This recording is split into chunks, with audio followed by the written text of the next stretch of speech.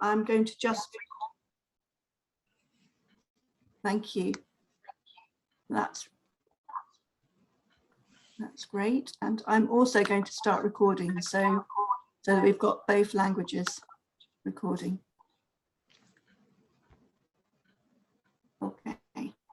Okay, that's grand. Yes, so I am Alison Diamond, and I am the archivist at the Argyll Papers at Inveraray Castle. And I want to welcome you to this seminar, which is part of the Tiree project. Thank you very much for signing up to hear about the what, where, how and why of the Argyle Papers at Inveraray Castle. I'm delighted to be talking tonight about my archive and also slightly concerned about fitting the proverbial quart into the pint pot. There is an awful lot that I could say, and so I'm just going to get started. So my plan is to start at the beginning by explaining briefly what an archive is and to explain the Argyle Papers in that context. And I'm going to share my screen with you because I've got pictures which are more fun to look at than me. Okay.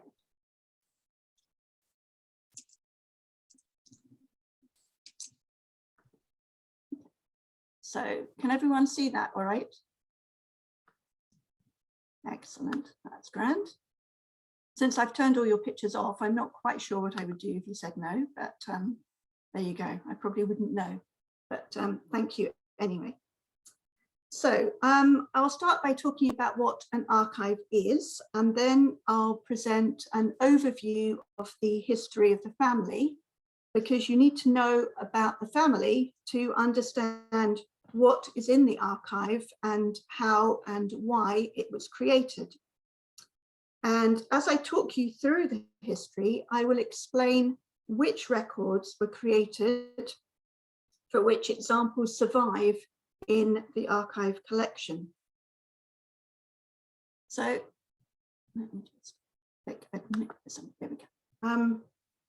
So due to the short time available, all of this will have to be a brief survey.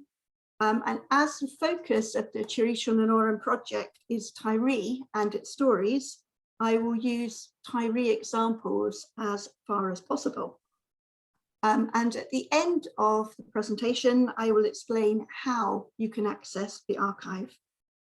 I'm not going to talk about the Tiree project itself. You can find out all about that at our website, which is at www.tir-iseal.co.uk.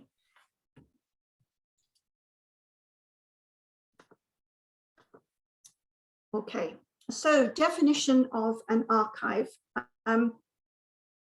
I'm starting by talking about what an archive is, with apologies to those in the audience who have used many archives many hundreds of times. So an archive, according to archivists, is a collection of records of all shapes and sizes, media and formats, created by a particular person, a family, a business, or the institution in the course of their lives, their work, or their activities. What differentiates an archive from most libraries is that the records are original, contemporary, and unique. They are irreplaceable, and this makes archivists very protective of their collections. The creation of an archive collection, its origin and its history, is its provenance. And a detailed and recorded provenance confirms the authenticity of the records, which enables researchers to use them as historical evidence.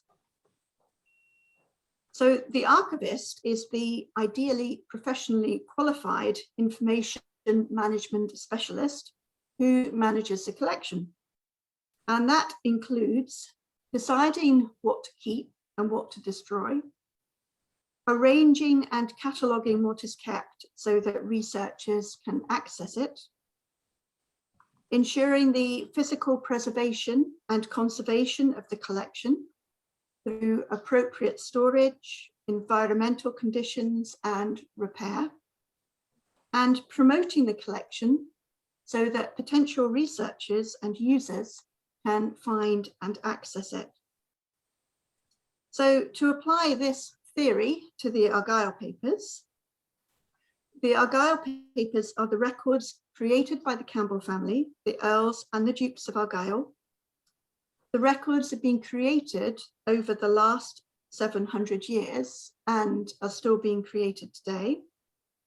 And as the family lives and works and undertakes various activities, they continue to create personal, political, and business records.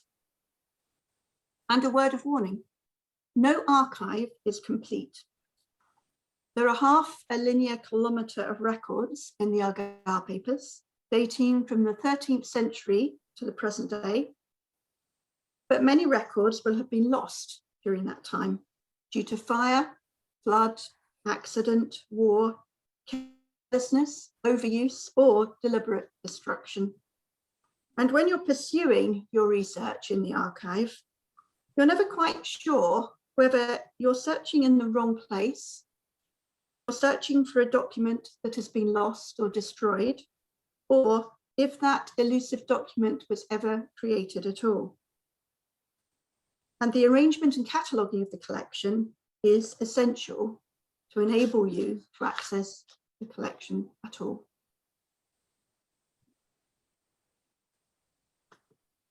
So, as it was the Campbell family who created the collection, you need to know a little bit about their history to understand the records they were creating, which might be in the archive.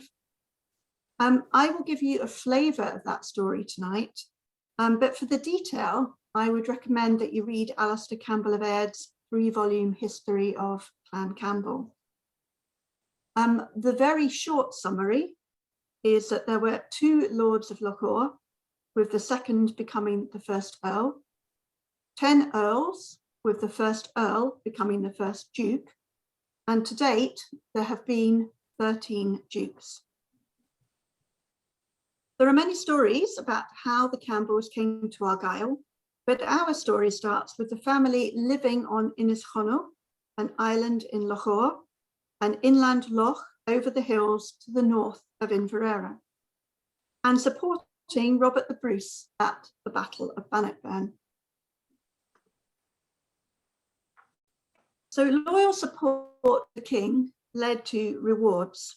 So Colin Campbell received a charter making him first Lord of Lochore in 1316. He was also appointed to important positions and jobs, becoming keeper of the castle at Dunoon and hereditary lieutenant of Argyll from Tyndrum to Loch Gilp and Loch Malfort to Loch Long, which is a large part of mainland Argyll today. And he received grants of land in Lorne and Benderloch, Craignish, Malfort, Stracher and Howe. In the mid-15th century, King James II gave Colin, the second Lord Campbell of Lochore, land on the shore of Loch Fyne. This was an advantageous move, as Loch Fyne is a sea loch and also lay on the traditional droving route from the Highlands to central Scotland. So Inveraray was in effect a 15th century transport hub with excellent connectivity, which might surprise people who come here today. The town, which built up around the walls of the castle at Inveraray, became a borough, i.e. they were authorised to hold markets, and eventually a royal borough in 1648. King James II also made Colin first Earl of Argyll in 1457, as well as joint justiciar or judge of the South of Scotland, and appointed him Master of the Royal Household in 1464, which is a hereditary title still enjoyed by the current Duke today. In 1474, the Earl was appointed the King's Lieutenant in Argyll, Lorne and Monteith, which means he was effectively the King's representative and enforcer in the west of Scotland. And he was also Lord High Chancellor, which required him to attend the King in person. So the Earl's lands were not just in Argyll. He acquired Castle Gloom, Castle Campbell, as it's known today, in Dollar in central Scotland in about 1460, when he married Isabel Stuart. So Castle Campbell was a much more convenient lodging from which to reach the Scottish court, and the family continued to own and manage the lordship of Campbell for 300 years. And the lands there are fairly extensive through Clackmannanshire and Fife and into Perthshire. Archibald II Earl died with the king at the Battle of Flodden in 1513, and he was succeeded by his son Colin as 3rd Earl, who continued to serve the king, holding office as Justice General of all Scotland and Lieutenant of the Isles and Lieutenant of the Borders. And Archibald IV Earl also continued to support the king as Justiciary of Scotland, Master of the King's household, and Master of the King's wine cellar, which is a job that appeals.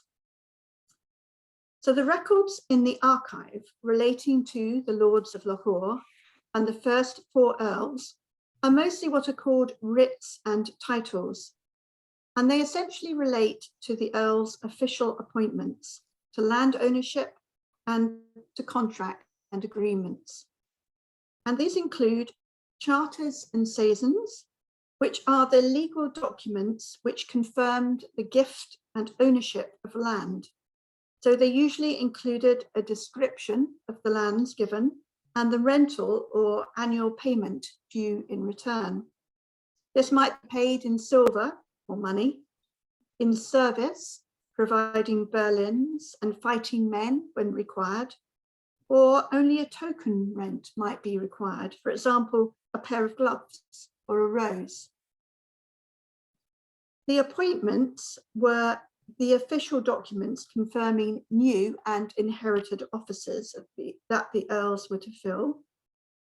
And the bonds and contracts include contracts of marriage, which were needed to ensure that no Campbell lands were alienated due to the marriage of daughters, and agreements to borrow money were also common, as were bonds of friendship.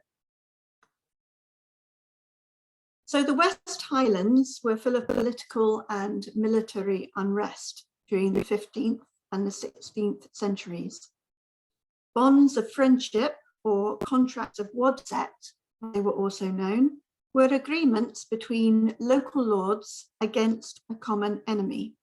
You could compare them to playground politics, constantly changing alliances against constantly changing enemies, but never against the king. So the slide shows a contract of wadset between Archibald IV Earl and Calvach O'Donnell, Lord of Tyrconnell, from 1555. Calvach pledges allegiance to the Earl, promises to maintain an army of 500 men, and to pay him 100 English marks annually. In return, the Earl promises Calvach his protection. And I'm including this particular record because it is a rare example from this period of a document written in Gaelic. The documents from the Lords and the Earls are the oldest records in the Argyll Papers, usually written in Latin on parchment or vellum. And you are probably aware that parchment and vellum is made from scraped and treated animal skin, and it is an incredibly long-lasting medium.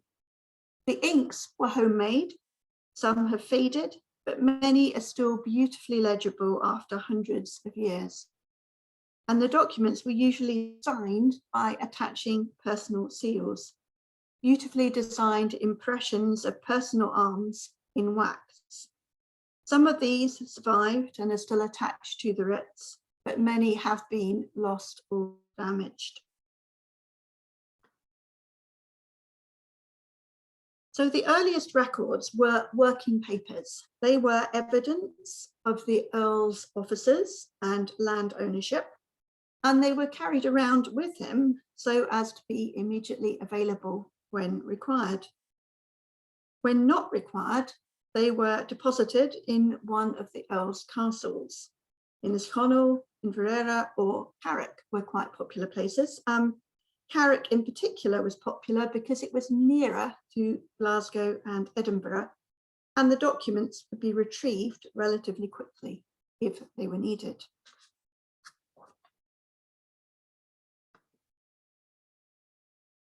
Archibald, the fifth Earl, was appointed Justiciar of all Scotland in 1558. He was a Privy Councillor and Lord High Chancellor of Scotland in the 1570s. He was a supporter and promoter of the Reformation in 1560, and he married Lady Jane Stuart, an illegitimate daughter of King James V. In the collection of royal letters preserved in the archive, there are letters from both Queen Elizabeth I of England and from Mary, Queen of Scots, in which the Earl is addressed as beloved cousin.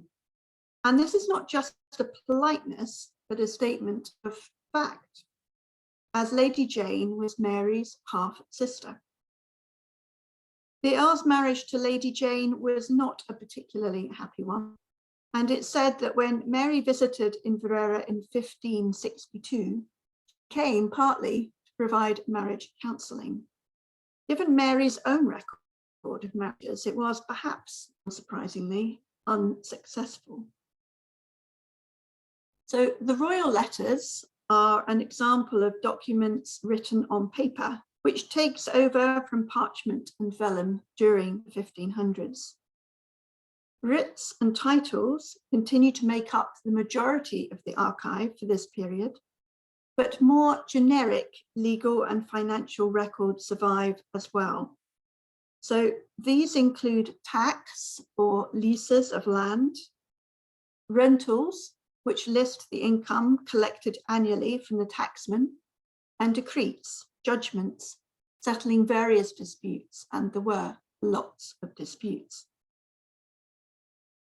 So Colin Campbell succeeded his half-brother Archibald as 6th Earl of Argyll, and he too held high office as Lord Chancellor of Scotland.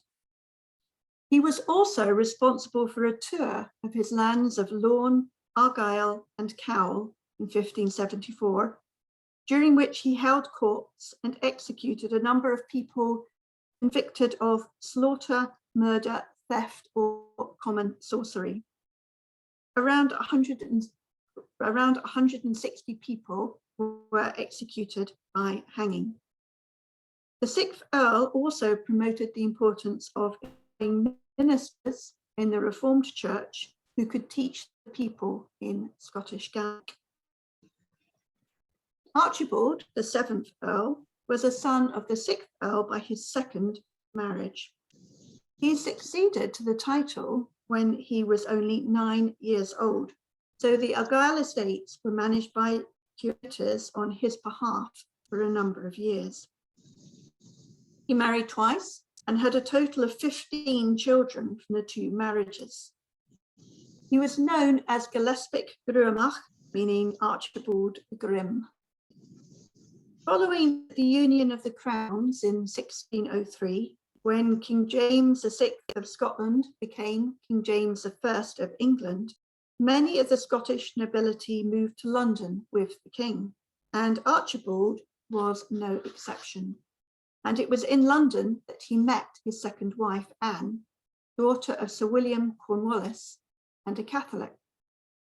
Archibald converted, travelled to the continent with his new wife, and by 1619, he had resigned his Scottish estates to the management of his son, another Archibald, and later the 8th Earl and Marquess of Argyll. 17th century Scottish history is a complicated tale of religious conflict and persecution, civil war and regicide. Unsurprisingly, the Marquis, and his son, the 9th Earl, were caught up in this turmoil, and they were both executed for their part in national events. Without going into details, which would take me all evening to explain, the records which survive from this period show the changing fortunes of the Marquis and his son. As well as writs and titles and legal records, they include orders and correspondence relating to maintaining the peace in Scotland, oaths of allegiance, the national covenant, the regiment raised by the Marquis to subdue rebels in Ireland in 1642, documents relating to social life in Scotland, including burgess tickets and documents relating to the overseers of the highways and the establishment of charitable hospitals. There are tantalizing references to the personal interests of the Marquis and the 9th Earl, including occasional personal letters, bills for the purchase of books, funeral expenses, and accounts of trees and planting at Inveraray. And from 1658, we have the first rental for the Argyle estates, detail the income from the tacksman who leased land in Argyle. So the income was paid in silver, i.e. money, or in kind, crops, sheep, cows, poultry, eggs, collected centrally and sold. The West Highland clan wars of the 15th and 16th centuries against, amongst others, the MacLeans, are recorded in an extensive series of letters, orders, and reports. So these follow the commission of fire and sword against all those of the name of MacLean and MacDonald, given to the 9th Earl by the Privy Council in 1679. And they include a personal journal kept by the 9th Earl while on campaign in 1679 to 80. And this was a campaign which brought the first cannon to Tiree and destroyed Maclean's castle. And from 1662, we have our earliest rental for Tiree, dating from before the campaign against the Macleans was properly underway, and long before the Earl had demanded that Macleans pay what they owed him, and eventually took Mull, Tiree, and the 2 ends of Col in settlement of their debts. During the court case, which considered the position between Argyle and the Macleans, detailed evidence was presented of the value of Tiree, which was estimated by the annual rent which was received from it in 1680 and 1681. But the evidence presented mentions far fewer tenants than appear in the 1662 rental.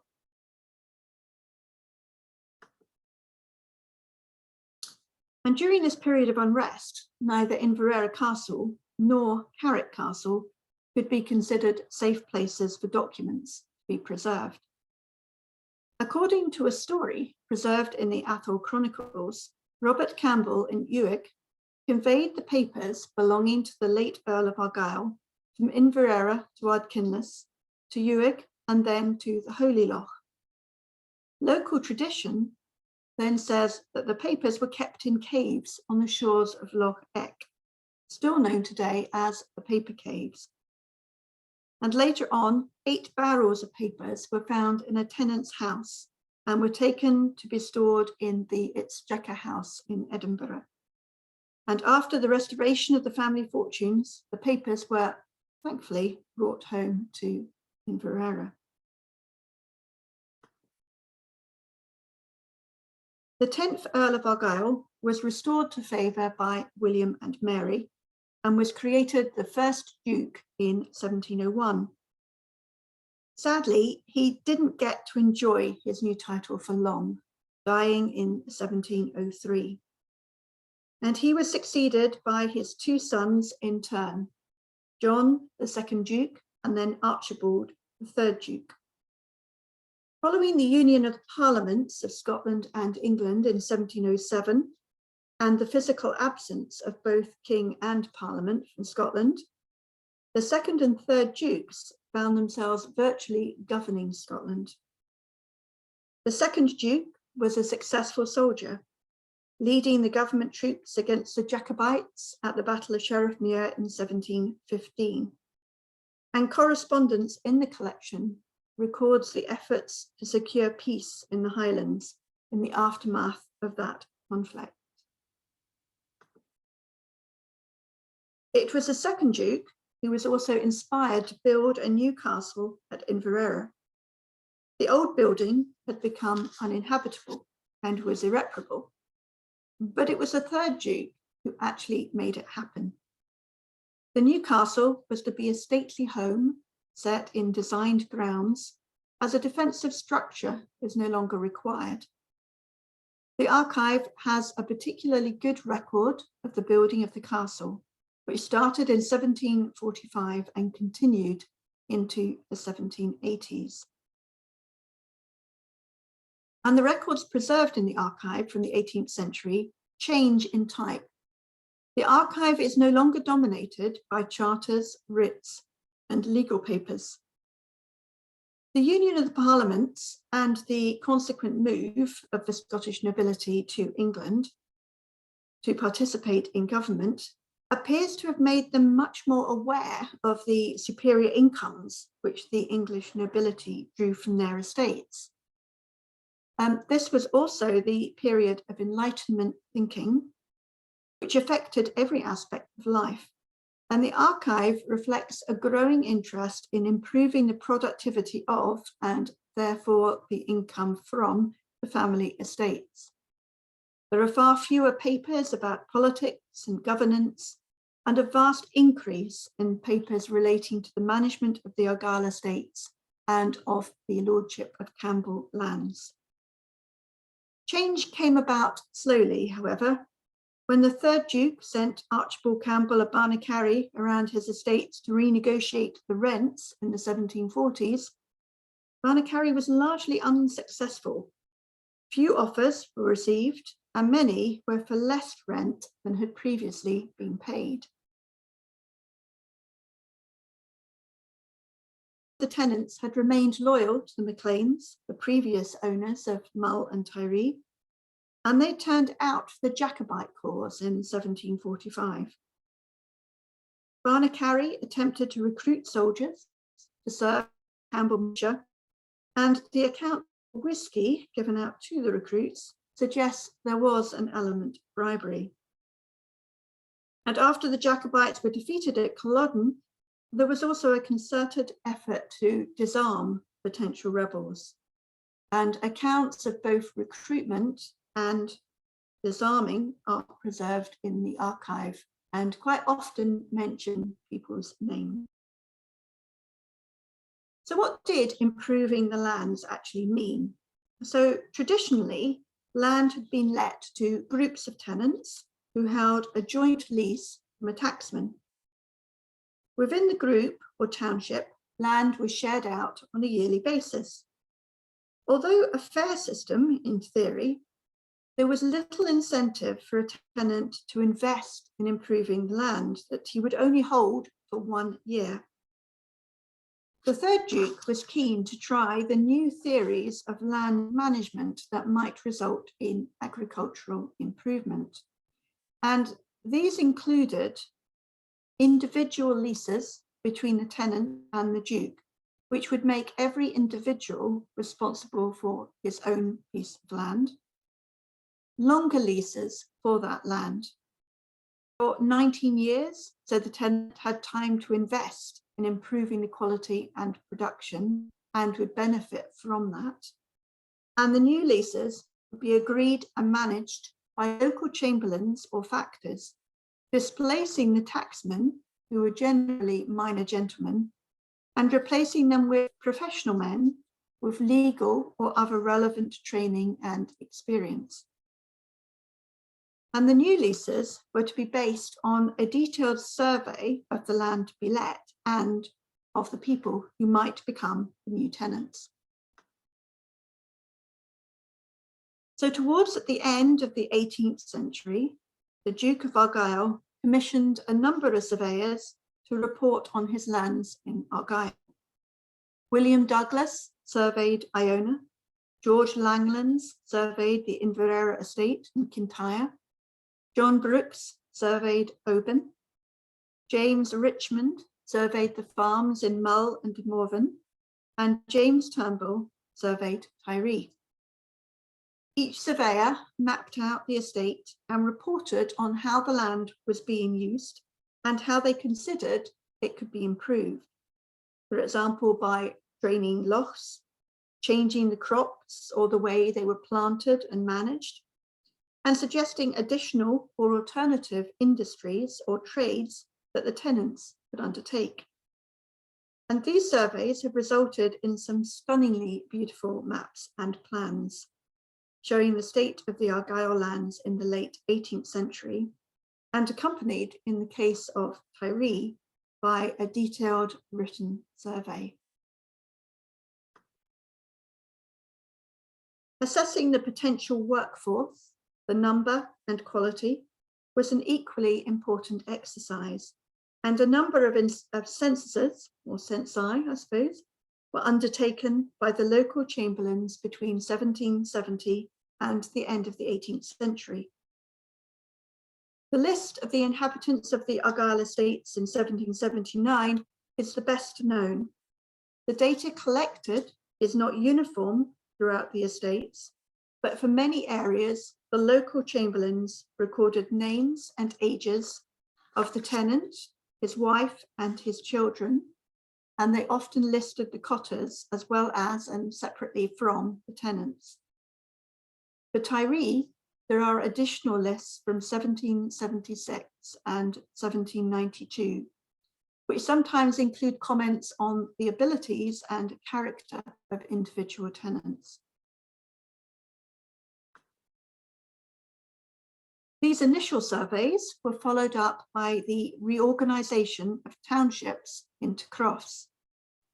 This process was welcomed by the crofters at the east end of Tiree, who made their own divisions, which they submitted to the Duke for his approval. On the west end of Tiree, divisions were proposed by George Langlands and were met with a less enthusiastic reception. With the establishment of the crofts, more detailed accounts and rentals were kept by the local chamberlains and submitted to the chamberlain in Inveraray each year, so that the annual estate accounts could be drawn up. Lists of arrears, those who were behind in their rents, were also created. The fifth Duke effectively micromanaged the estates vicariously through his local chamberlains, to whom he sent detailed instructions at regular intervals. The surveys, the censuses, the Duke's instructions, and the Chamberlain's accounts are all preserved in the archive. The fifth Duke was also concerned to increase the potential income of his tenants by introducing local industries which could supplement the tenants' income. On the west coast of Scotland, the obvious industries were kelp and fishing. The fifth Duke was the president of the British Fisheries Society, which established various settlements on the coasts of Scotland, including Tobermory and Wick. So the potential benefits of a fishing industry were close to his heart, if not always to the hearts of his tenants, who were, after all, the ones who would be risking their lives at sea. Kelp had been collected by tenants to manure their land for many years. Towards the end of the 18th century, kelp collection, drying, and burning became a major industry in the West Highlands and Islands, providing a source of alkali which was used in glass and soap manufacture. As demand for the ash increased, the Chamberlain on Tiree would organise the central collection and sale of the kelp ash, making an annual bargain with a merchant who would collect the ash and transport it to Glasgow or Liverpool, where it could be sold. And the proceeds from the sale were shared between the tenants, the cotters, and the Duke. The additional income the tenants received from their kelp sales allowed the Duke to increase the rents on the island and encouraged an increased population to collect and produce the kelp ash. Following the end of the Napoleonic Wars, however, the bottom fell out of the kelp market as a better quality product could be imported from the continent more cheaply. The archive provides a record of the rise and fall of the kelp industry through accounts and correspondence detailing the end of the bargains and correspondence about Stanford's kelp industry, which was established at Middleton on Tiree later in the 19th century.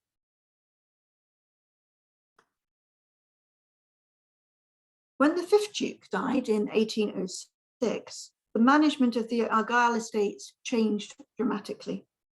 George, the sixth Duke, spent most of his life in the south of England, where he was a great friend of the Prince of Wales.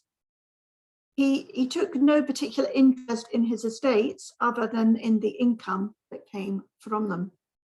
Hands-on management passed to his trustee, Charles Selkirk, who was based in Edinburgh, and a series of sadly unindexed letterbooks and accounts kept by Selkirk detail the ongoing financial management of the estates.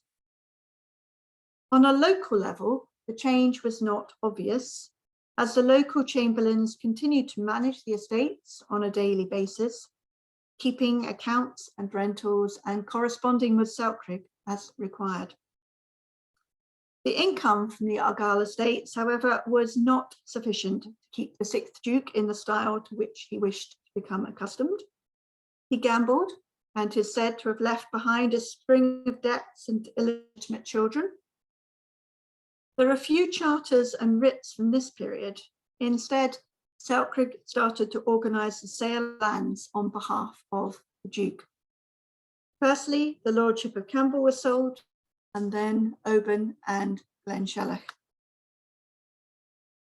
A fact check, just for your information, there is a rumour that the sixth Duke had about 300 illegitimate children.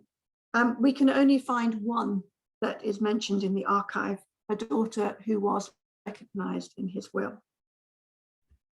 So the sixth Duke was succeeded by his younger brother, John.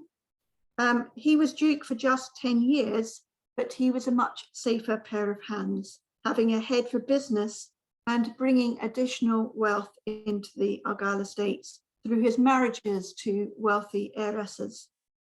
And the archive includes copious correspondence between Lord John, the Chamberlain at Rosneath, and particularly quite romantic correspondence with his second wife, Joan Glassell.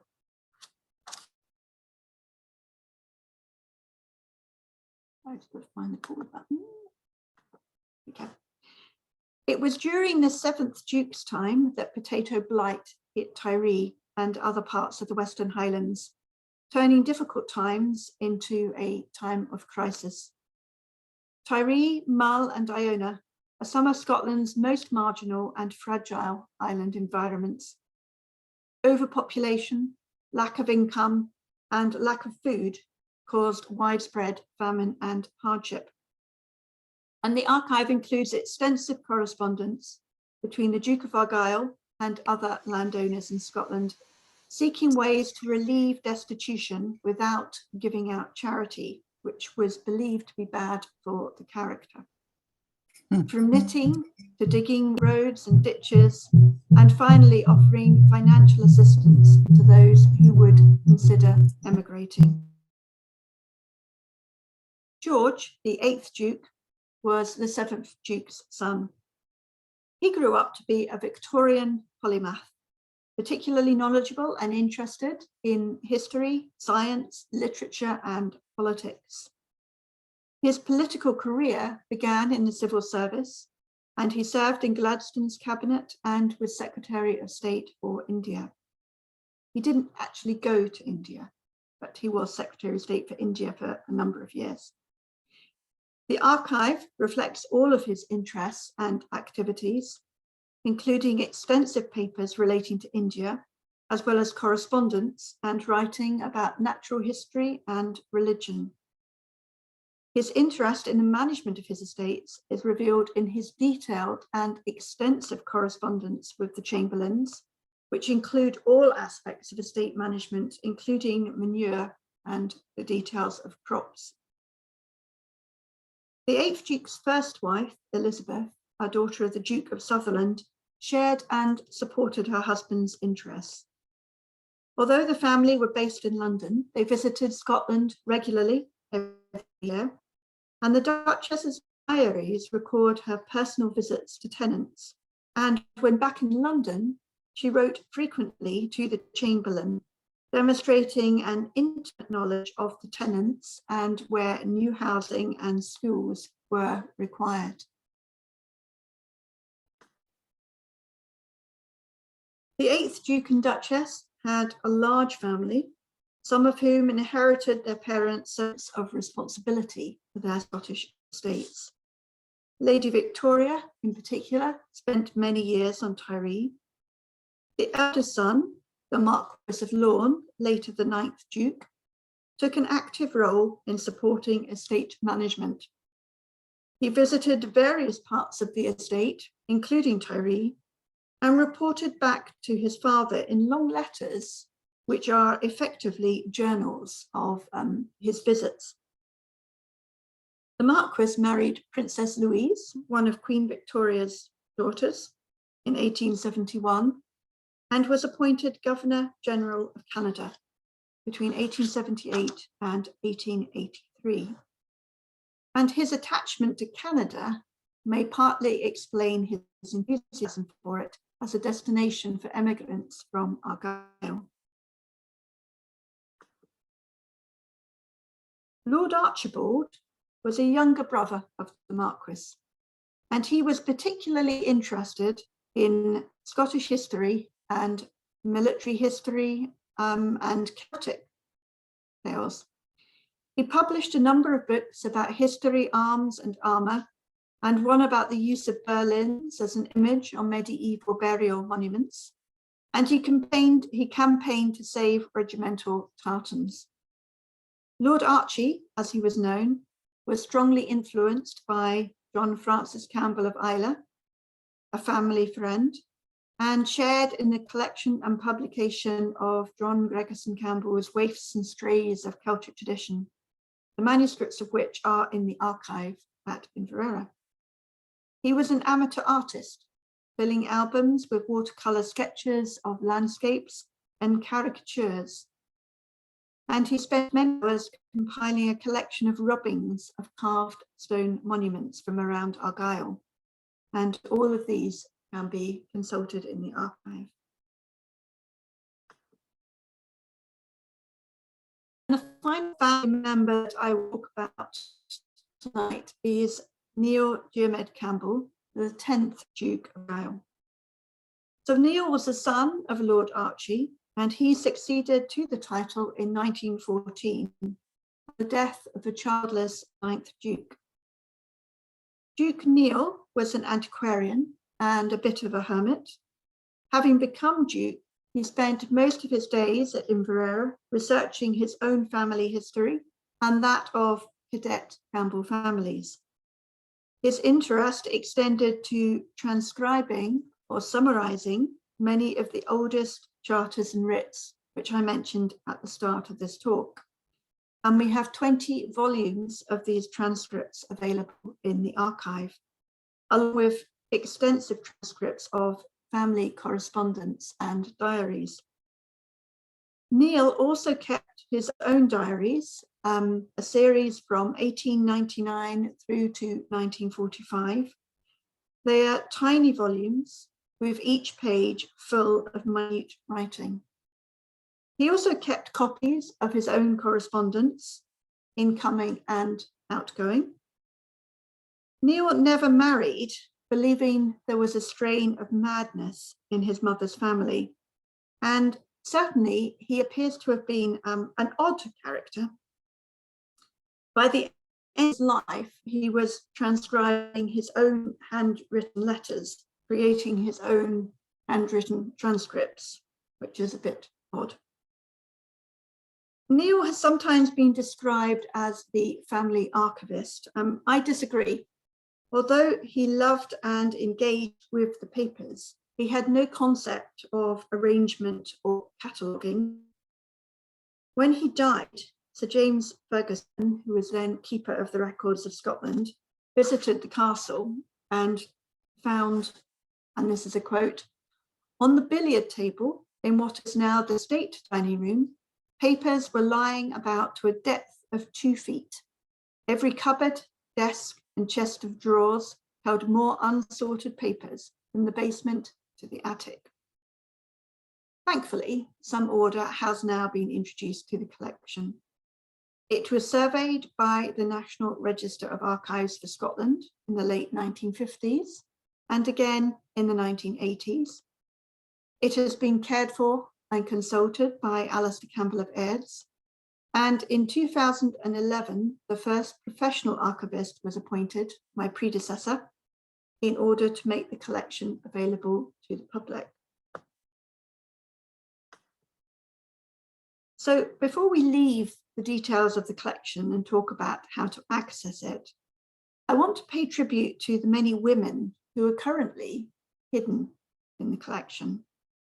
So these include Agnes Keith, wife of the 6th Earl. Agnes was embroiled in a litigation over Queen Mary's jewels, which had been given to her for safekeeping. It was her refusal to hand the jewels over to the Scottish government that sparked a feud between the Earl of Argyll and the Regent, Morton. There's Margaret Douglas, wife of the 8th Earl and Marquess of Argyll, who wrote many letters to the king and to other nobles, trying to save her husband from execution. We have Lady Sophia Lindsay, stepdaughter of the 9th Earl of Argyll, who enabled him to escape from Inveraray Castle by disguising him as her page. We have Elizabeth Tollemache, wife of the 10th Earl and 1st Duke, who was estranged from her husband for many years and lived alone in Campbellton. We have the beautiful Elizabeth Gunning, Dowager Duchess of Hamilton, before she married the 5th Duke. And we have Lady Charlotte Berry, daughter of the 5th Duke, author and socialite. And Elizabeth, daughter of the Duke of Sutherland and wife of the 8th Duke, a friend of Charles Sumner and Harriet Beecher Stowe, who campaigned for the abolition of slavery. Theirs and many other stories will be revealed as the archive is fully catalogued.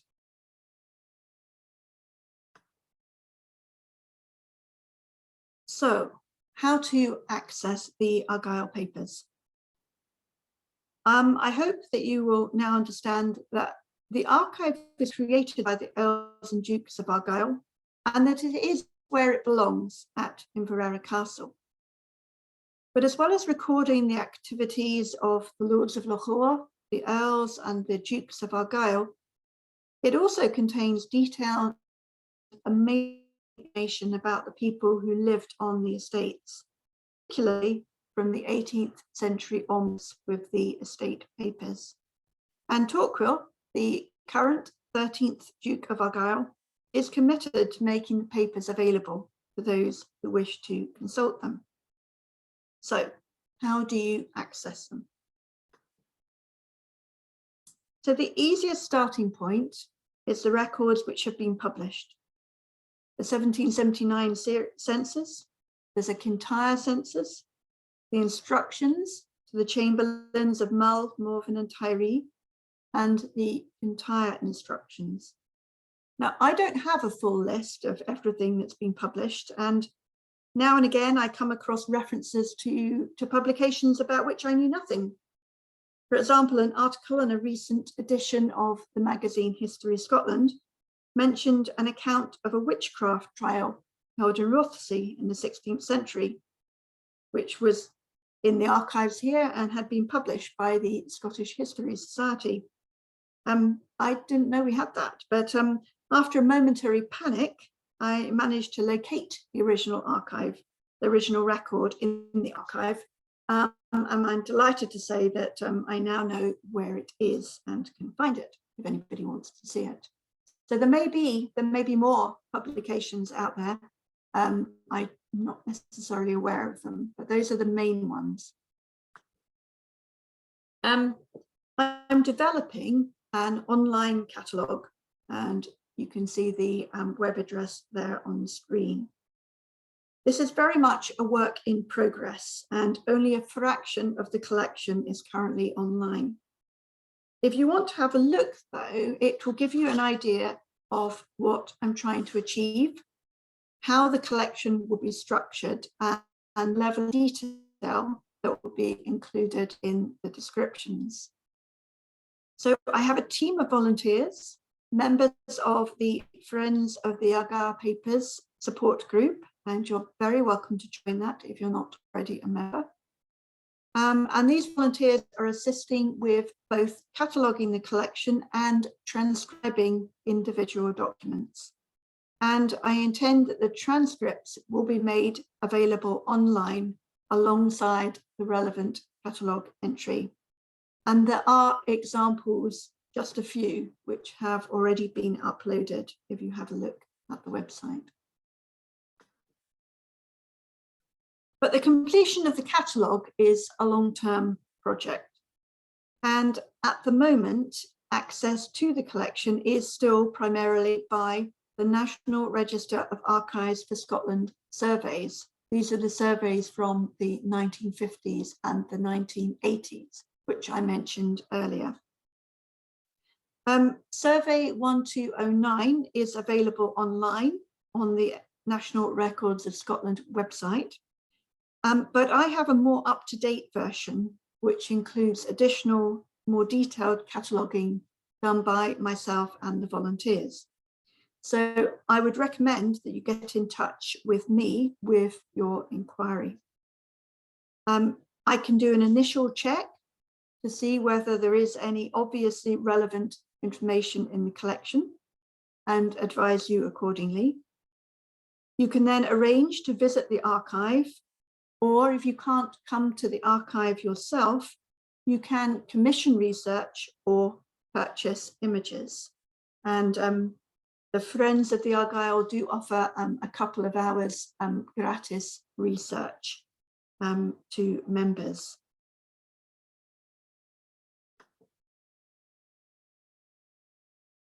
And this is a bit more about other ways that you can get information. So I hope that now you know about the history of the family and the provenance of the archive, you'll understand that it was created as a record of family and land management activities. So many people are mentioned in the records, but you have to know where to look for them. So you need to have established the skeleton of your family tree before searching in the Argyle Papers, so you know who you're looking for and where and when you might find them. And of course, you may not find them. Not everybody appears in the historical record. But during your research, you will probably read multiple letters and papers which, even though they don't mention your family, will give you a really good sense of what it was like to live in that place at that time. You also need to be researching your family history. There's a mine of information in the collection for political, social, and economic history and for Gaelic studies. And there's also inspiration for art, music, song, and drama, for creating new stories and reworking old ones. And everyone, whatever their area of interest, is welcome. So thank you for listening to this explanation of the what, where, how, and why of the Argyle Papers. I hope you have enjoyed it and that it's been useful, and I'll be happy to take any questions that you have.